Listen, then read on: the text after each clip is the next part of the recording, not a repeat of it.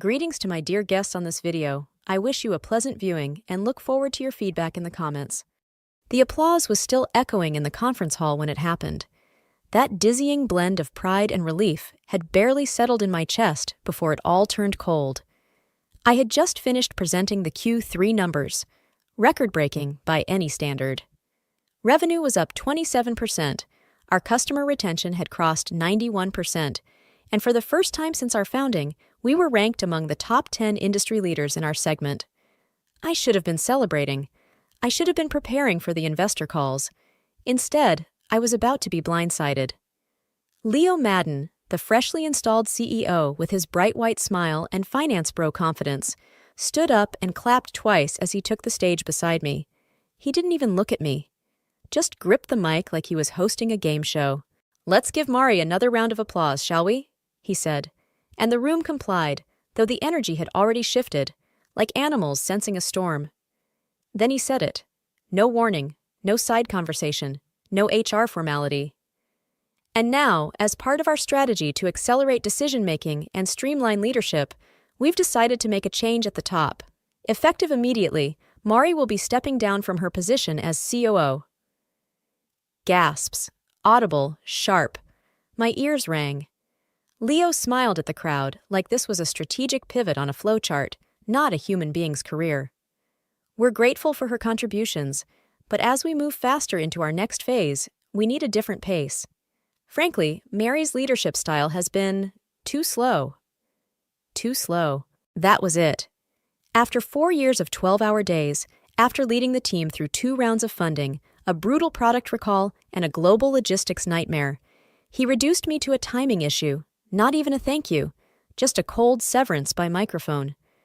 I stood there for a breath, maybe 2. I met his gaze once, just long enough for him to see that I wasn't going to give him the satisfaction of a meltdown. No tears, no shouting. I stepped down from the stage without a word, because he didn't know. None of them did. He didn't know that last month, I quietly negotiated the full acquisition of ARDENX Solutions, our single largest supply chain partner, the one that held the key patents behind our hardware components, and I didn't do it under the company's banner. I did it alone. Technically, it was done through a private equity firm I founded with 2 silent partners. Leo thought ARDENX still answered to him. He had no idea that the quiet woman he just dismissed now owned the gates to his entire production line. So I didn't argue. I didn't plead. I went home that night, poured a glass of Tempranillo, and waited. At 9:42 p.m., a message popped up from the operations team. ARDENX isn't responding. All orders stalled. Urgent. By morning, 3 regional managers were in full-blown panic mode. I logged out of my company account for the last time, leaned back in my chair, and smiled. You want fast, Leo?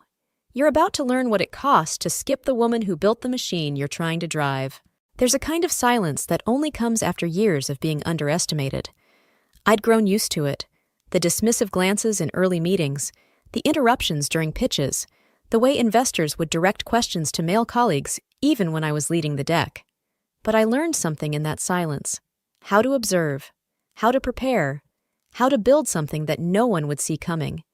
The ARDENX acquisition wasn't a lucky play.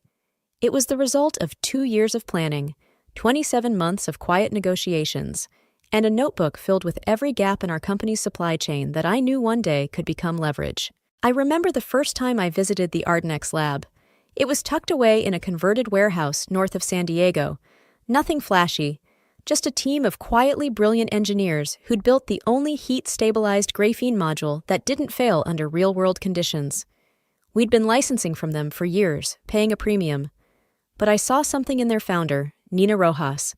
She reminded me of myself in the early days.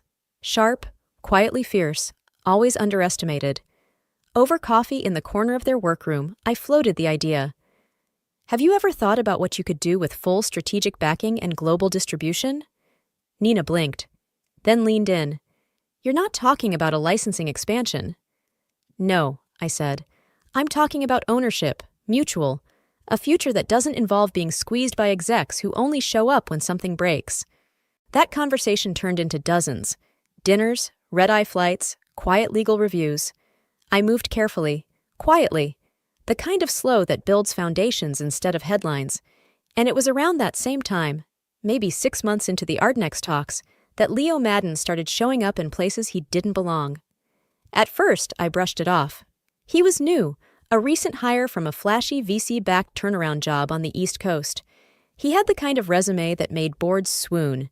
Wharton MBA, TEDx speaker, 3 exits, all with aggressive growth trajectories. But something always felt performative. He started sitting in on meetings he hadn't been invited to, listening, not contributing, asking weirdly specific questions about Ardenex, not the tech, but the contracts, the clauses, our dependency rate. And then there was that Tuesday night in July. I stayed late at headquarters, finishing a procurement model. I heard voices in the hallway. Leo and someone from legal, hushed but urgent. We just need to be sure we can pivot if something goes wrong with Ardenex, redundancies, ownership structure. I don't want surprises. That's when I knew. He wasn't trying to understand the supply chain. He was trying to weaken it. Or worse, cut it out entirely. He didn't know I'd already anticipated this, that I'd made myself indispensable not just in title, but in architecture, that I was already buying the foundation he thought he could undercut. I didn't confront him.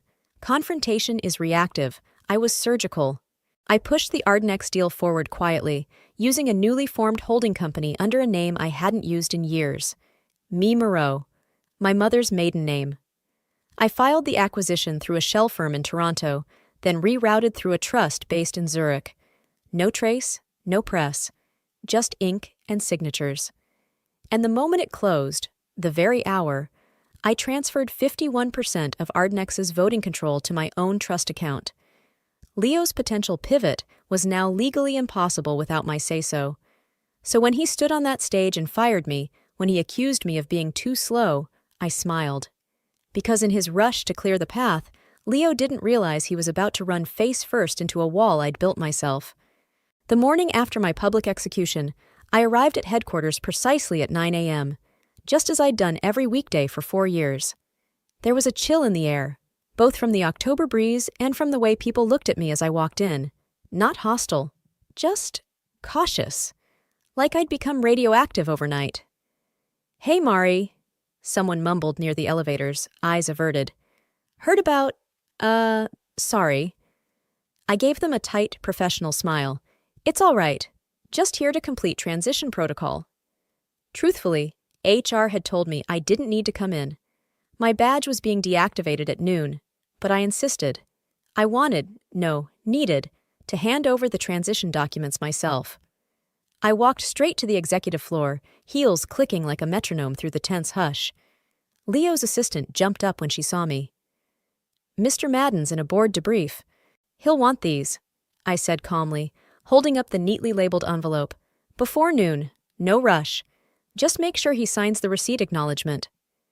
Inside were documents for every department I'd overseen: logistics, procurement, ops, dev support, all professional, all clean, but all, in one way or another, incomplete.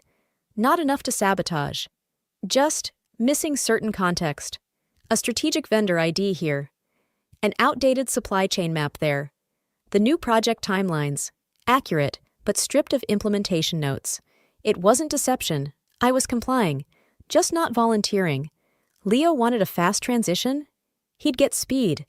But he'd learn the hard way that fast without foresight is just friction in disguise. The real gem, of course, was the Ardenex contract summary, the one I'd revised the night before. It included the public terms, price points, delivery SLAs, firmware compliance. What it didn't mention, the change in ownership, that Ardenex was now wholly a subsidiary of Me Strategic Holdings, LLC, and that Me Strategic Holdings was mine. Legally, I wasn't obligated to disclose my personal ventures.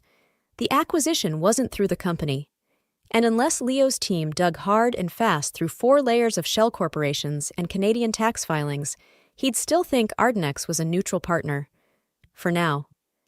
I left the envelope on Leo's desk with a small post-it note. "All yours.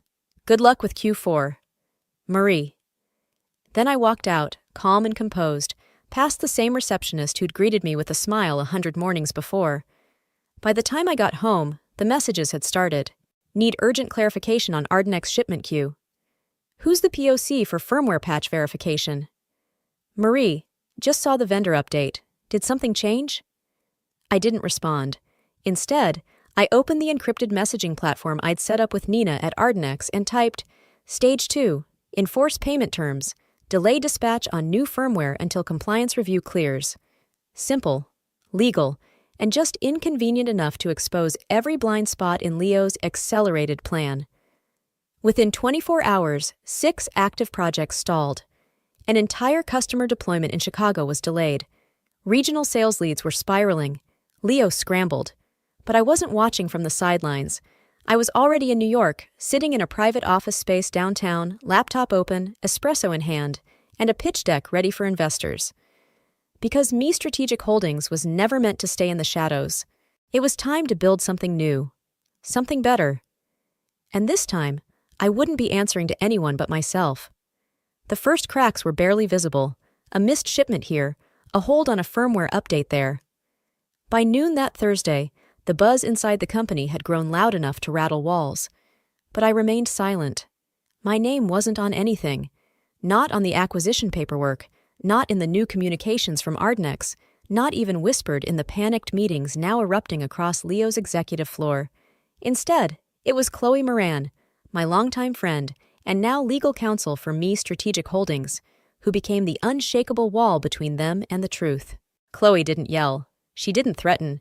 She just responded with language so precise and airtight it left no room for leverage. When Leo's team sent their first email demanding clarification, her reply was swift and professional. Thank you for your inquiry. Ardenx Technologies is currently undergoing strategic realignment under new ownership. All existing contracts will be reviewed in accordance with revised compliance policies. Further information will be shared in due course. Best regards, C. Moran. Short, cold, bulletproof. Internally, it landed like a thunderclap. By Friday morning, the situation had escalated to full-blown chaos.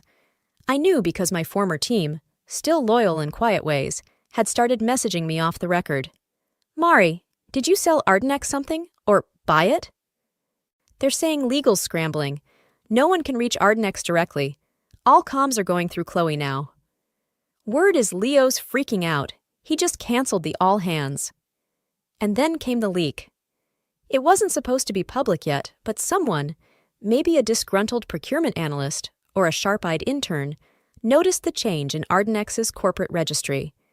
A whisper turned into a Slack thread. A Slack thread turned into a firestorm.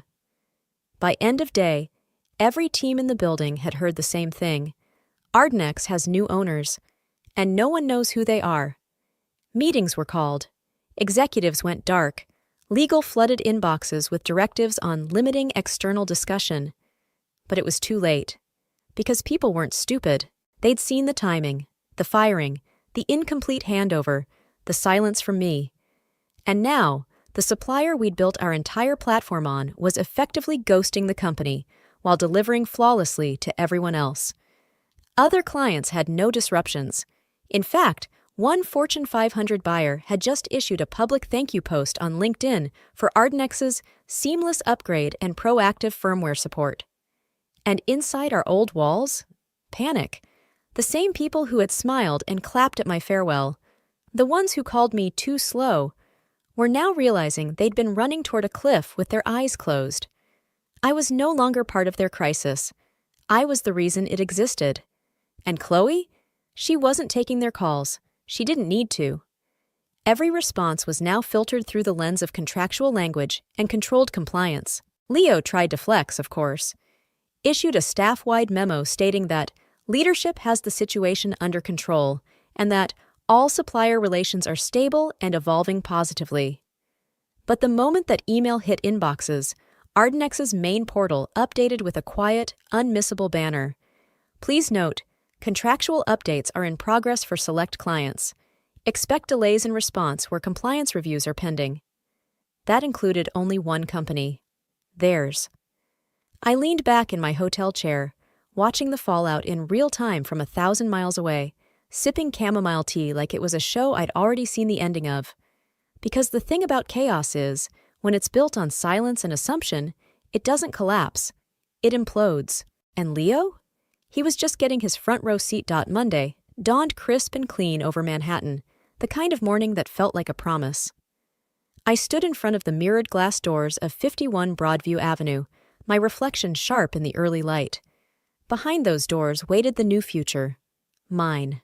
Verity Partners. That's what I'd named it. Not after legacy, not after lineage, but after clarity. The clarity I fought to hold on to during the long nights of back-channel negotiations, the quiet betrayal, the silent rebuild.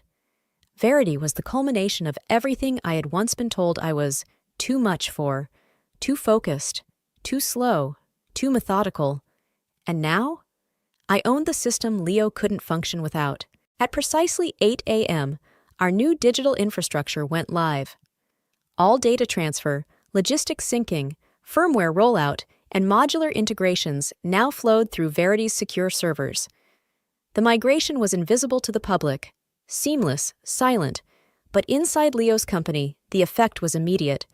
Their dashboards flickered, the auto-updates paused, their IT team scrambled through codebases, chasing shadows. Verity's system didn't crash, it didn't deny access. It simply required new authorization credentials only I could issue. At 8:41 a.m., Leo finally broke his silence. A message pinged into my Verity inbox, formal but straining to be casual. Hi Marie, hope you're doing well. We'd like to discuss the recent operational changes at RelationshipAdvice and what support channels are available for critical clients like us. Please let me know when you're available. Leo. I didn't respond. Instead, at 9 a.m. sharp, Verity Partners issued its first press release. Brief, polished, devastating. For immediate release. Verity Partners is pleased to announce its new leadership under CEO Marielle E. Moreau, effective immediately. Verity will continue to provide infrastructure innovation and integrated supply support across enterprise clients globally. For press inquiries, press@verity.partners. Within the hour, LinkedIn lit up. News alerts pinged across the industry. Former COO resurfaces as head of tech powerhouse. Verity emerges as new backbone provider for top COAS firms. Screenshots of the press release were being shared across Slack channels, including, I was told, inside Leo's own team chat. That was the moment. Not when I took over, not when I silenced his systems, but when he saw my name, public, undeniable, in control. He tried again, this time through his private line. A voice message. Murray, listen, I think we got off track. Clearly you've built something impressive, and I think we should find alignment again. There's still opportunity here. Let's talk, please. I listened to the message once, then deleted it. Because I wasn't interested in alignment. I wasn't interested in apologies or recognition. I had what I wanted. Control. Verity Partners had already signed 2 new clients that week. Major players. Ones that had once danced around our old company, but now came directly to me. They didn't care about the drama. They cared about results. And that's what I delivered. That night, standing in my office, overlooking the East River glittering like liquid silver, I felt it. The shift. The moment when everything that had once been taken from me was no longer something I needed back. Because now, I owned something better. Something Leo couldn't steal, couldn't shape, couldn't silence. Me.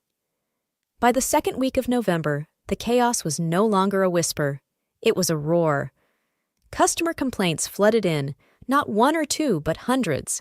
From mid-size firms to flagship clients. Emails with subject lines like urgent system failure, escalation request, no response from RelationshipAdvice, and deliverables delayed, contract violation.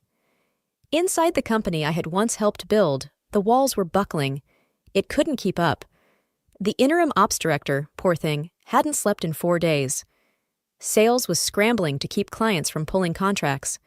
Legal was drowning in letters demanding service-level compliance. And the investors? They were circling like sharks. Then, the unthinkable happened. The Q4 investor call was postponed. Not rescheduled. Postponed. That never happened. And just like that, the board snapped awake. By Wednesday, I got the email. Subject: Request for immediate meeting. From board admin at altixtech.com. Body: Miss Moreau, The board would like to formally request your attendance for a strategic discussion.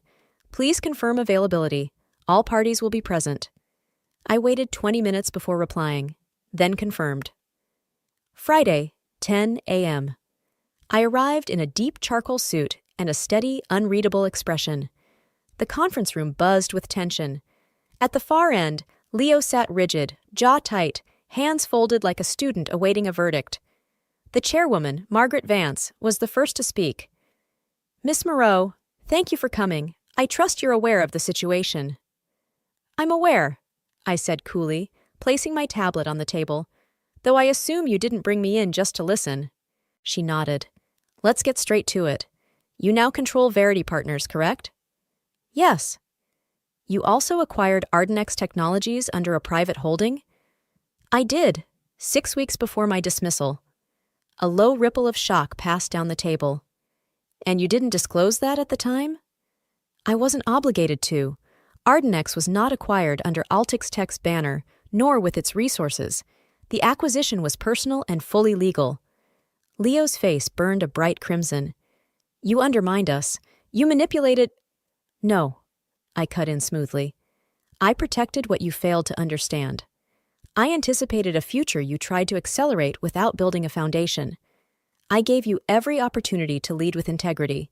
You chose speed over substance. You fired me in public, called me too slow. Now you're paying the price." Margaret leaned forward. "Did Leo know you were in talks with Ardenex?" "He suspected something. I overheard him discussing ways to pivot away from the supplier. That was when I finalized the deal, quietly." One of the directors, a sharp-eyed woman named Clarice, narrowed her gaze at Leo. "You knew something and you didn't bring it to us?"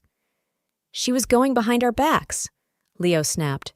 "This is disloyalty, not leadership." "No," Margaret said flatly. "This is chess, and she played it better than you." Silence. I took a breath and tapped my tablet. A document lit up on the wall screen. Delivery records from Verity, compliance statements from active clients, a breakdown of the new systems already rolling out through my infrastructure. "This is what Verity delivers," I said quietly. "On time, secure, scalable. If you want to salvage your client base, you'll need to pay for it, like everyone else." "You're here to gloat?" Leo growled. I smiled, but there was no warmth in it. "I'm here because you ran my name through the mud in front of our team. I didn't correct you then, but I will now." Margaret looked at me, sharp and assessing. "If we terminate Leo and restructure, would you consider contracting Verity for infrastructure continuity?" I met her eyes. "On my terms." Leo lunged from his seat. "You can't be serious. You're rewarding her? She just—" "Enough." Margaret stood. "You're done, Leo. Effective immediately." Security moved before he could speak again. The door clicked shut behind him. And I just sat there, calm, composed. Watching the table turn. The offer came 2 days after Leo's exit. A polished PDF attached to a carefully worded email from Altix Tech's board liaison. Subject: Revised Partnership Proposal. Urgent. I already knew what it would say before I opened it, but I read every line anyway. They wanted back in, not just for access to the infrastructure Verity now controlled, but for stability, for survival. The same company that had once dismissed my strategies as overly cautious now needed the system I'd built to remain standing. But the terms? Those were mine to write. I called Chloe. "Let's make them sweat just a little longer." She chuckled. "I already sent them the premium pricing sheet, Tier 3 licensing, full service integration, mandatory compliance reviews, no grandfather clauses. And the credit line? Non-negotiable. Every public release, investor memo, and internal training packet will include attribution. Built in partnership with Verity Partners under the leadership of founder and CEO Marielle E. Moreau." For the first time, my name wouldn't be buried behind a product code or shadowed beneath some VP's ego. It would stand in the light. That Friday, Altix Tech's official press statement went live. Altix Tech announces strategic partnership with Verity Partners. In a move to strengthen its enterprise infrastructure, Altix Tech has signed a comprehensive licensing agreement with Verity Partners. Under the leadership of Marielle E. Moreau, Verity has emerged as a leading force in scalable operational platforms. The partnership marks a pivotal turning point in Altix's renewed focus on innovation and accountability. I stared at the release on my screen, hands still for a moment. There it was. The same company that once fired me in front of the team was now announcing my name to shareholders, clients, and the press as the woman who saved them. The same too-slow strategist was now the only one with the blueprint they needed. I should have felt vindicated, triumphant. But what I felt was stillness, peace, because the real victory wasn't the contract. It wasn't the press mentions or the new pricing. It was the shift, not in their words, but in their understanding. They didn't just need what I built. They finally saw who built it. Messages started pouring in. From former colleagues, "You deserve this." From investors, "We should have listened sooner." From women I'd never met, deeming me, "Thank you, you just gave me the courage to build my own exit plan." I sat in my glass-walled office at Verity HQ, the sun painting stripes across the desk, and I let it all sink in. Not the flattery, the clarity. Because this was never about revenge. It was about value, vision, voice. And finally, the world had stopped trying to rewrite mine. Growth isn't always loud. Sometimes, it's the steady hum of momentum, the sound of everything finally clicking into place. That's how it felt at Verity. By December, we were onboarding 2 new clients a week. Not the ones desperate for lifeboats like Altix, but serious players. Fortune 200 firms, rising fintech disruptors, a global logistics giant from Singapore that had been circling the industry for 2 years without making a move, until they saw what Verity had done in 3 months. We didn't advertise. We didn't run splashy campaigns or buy our way into conferences. We built something better, a system that delivered, quietly, powerfully, consistently. And in that quiet, something even more powerful grew: trust. I walked the Verity floor daily. No glass tower, no corner office exile. Just long strides down rows of open workstations where engineers, analysts, and strategists built side by side. People who didn't posture, who didn't talk over one another to sound smarter. They collaborated, they asked, they listened. Because that's how I built it.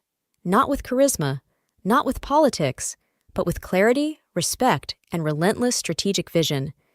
There was no yelling in meetings, no last-minute pivots to chase someone else's ego. We made decisions, not reactions.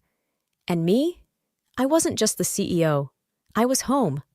For the first time, I didn't feel like I had something to prove.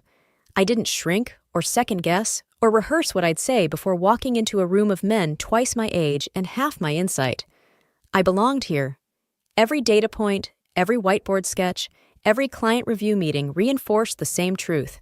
I had built a company that didn't just work, it worked differently. Respect wasn't given here because of tenure or title. It was earned in execution, in thoughtfulness, in showing up. One morning, as I stepped into our downtown New York office, the receptionist, a brilliant Columbia grad named Eli who ran our front end like a command center, greeted me with a grin. "You've got another one," he said, sliding over a sealed folder with a gold crest. "Third unsolicited investor pitch this week." I raised an eyebrow, amused. "And?" I scanned it. "More money, less vision. You'll hate it." I laughed. "Leave it with the others. We're not here to be bought." He nodded. No further explanation needed. Because everyone at Verity knew. We weren't building this to sell it off or coast on market buzz. We were building a foundation, a real one. That week, I hosted our first strategy town hall, not because a PR firm told me to, because I wanted every person, from dev intern to senior analyst, to see the roadmap, to understand what we were doing and why. The auditorium filled early. I stood at the front, no slides, no teleprompter, just me and them. "This company wasn't built on charisma," I said. "It was built on clarity. We don't chase headlines. We chase solutions. Every client who comes here feels it. The difference. We're not the loudest. We're the smartest, the calmest, the most consistent." I looked out across the crowd, saw heads nodding, eyes steady. We're not a reaction to someone else's failure. We're the alternative to everything broken about the way tech has been led. You don't have to play games here. You don't have to shrink. You just have to show up and be excellent. The applause didn't erupt. It rolled, like thunder building across a sky you thought was clear. And in that moment, standing under the lights, I realized something I hadn't said aloud until then. This wasn't just my comeback. This was my legacy. It started with a headline. The Woman Behind the Grid: How Marielle Moreau Quietly Rebuilt the Future of Infrastructure Tech. I saw it on a Tuesday, scrolling through my news alerts between meetings. For a moment, I just stared.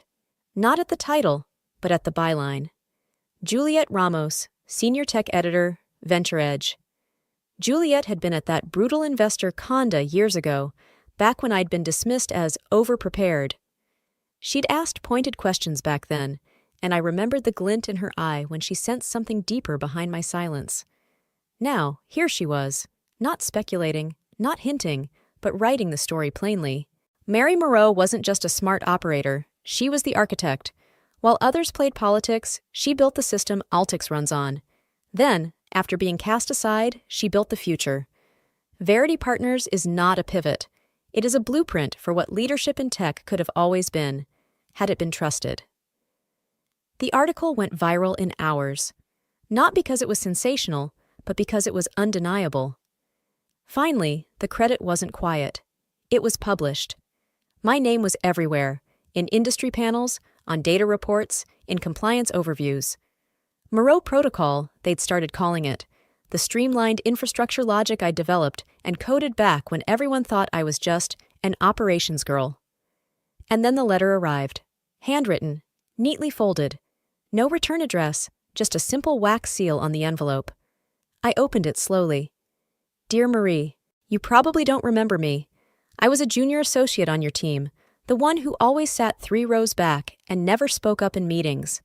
But I watched, and what I saw was someone who never compromised her standards, even when people tried to bury her. You didn't just build a system, you built a model for how to lead. For women like me, who thought we had to choose between being competent and being visible, you've become something bigger, an inspiration. Thank you. For being brave enough to be excellent anyway. Kara, I read it twice, then a third time, and for the first time in months, maybe years, I let the emotion wash over me. Because this was the real legacy. Not just a name and code, but a name that meant something. Of course, that was when Leo tried to light the match. 2 days later, a leaked document appeared on a small but vocal tech blog. The post accused me of intellectual theft, claiming the original system had been collaboratively built during my time at Altix, and therefore not solely my creation. No signature, no sources. Just anonymous bile dressed up as concerned insider insight. It didn't take a genius to trace it back to Leo. He thought he could still rewrite the narrative, that if he shouted loud enough, someone might listen. But the world had changed. The comments were brutal, not toward me, but toward him. Isn't this the guy who got ousted after tanking Q4? Let me guess, now that her name's on it, it's a problem? Sounds like someone's bitter Mari built the ship and kept sailing without him. Chloe called me within minutes. Do you want to respond? I looked out my window, sunlight pouring across my desk. No, I said calmly. Let him yell. I'm too busy building. And I was. Because for every smear, there were 100 messages like Kara's. For every shadow, there were spotlights I hadn't asked for, but had earned. I didn't need to defend my reputation. It had already outgrown the ones who tried to bury it. They invited me to speak. That, in itself, was ironic. A full-circle twist I couldn't help but savor. The same tech summit where I once sat in the back row with a generic badge, ignored by every panel moderator, now had my name in bold on the keynote roster. Rebuilding Trust and Power, a conversation with Marielle Moreau. I arrived early, not for nerves. I wasn't nervous. I had built too much to be nervous. I just wanted a moment in the quiet, to stand in the wings and remember what it had taken to get here. The public dismissal, the private rebuilding, the letters of doubt, the nights of code and crisis. All of it had led here, to a stage I now owned. Backstage, I caught a glimpse of someone trying not to be seen. Leo. He hadn't been invited. but someone had slipped him a pass, probably hoping for a comment, a photo, a headline. Old habits die hard, and Leo still thought proximity could pass for power. I didn't look away. I walked right up to him, deliberate and calm. "You're not speaking today," I said flatly. He laughed, that same oily chuckle he'd used the day he fired me. "Relax, I'm just here to observe. You've done well for yourself." I didn't do well, I did the work. He raised an eyebrow. "Touche? Still? Funny how it's all about narratives now. Who owns what? Who said what? Whose name ends up in lights?" "Not funny," I said. "Just overdue." He smirked. "You always were dramatic." I leaned in, just enough that he had to meet my eyes. "You tried to burn down my reputation," I said, "and all you did was make it visible. You said I was too slow, but all I did was build something too strong for you to break. You lost because you bet on shortcuts. I won because I bet on substance." Then I walked away. The main lights dimmed. The intro music faded. And then I stepped on stage to a full room, standing ovation rising before I even spoke a word. I talked about systems, strategy, resilience, but mostly I talked about the power of being overlooked and how it becomes fuel when you stop asking for permission. Afterward, the line to meet me stretched out the auditorium doors. A woman in her 40s stepped up and said, "You've made it easier for the next generation to believe in themselves. Thank you." I smiled. They shouldn't have to believe. They should just know. Later that evening, I returned to Verity's New York office. It was quiet. My team had gone home, but on my desk, waiting like a full circle folded in paper, was a small envelope. Inside, a card. To the woman they underestimated, dismissed, and tried to forget. You didn't just survive, you transformed. And now, the whole industry has to live in a world you designed. Here's to your name, and everything it now stands for. With respect, your peers.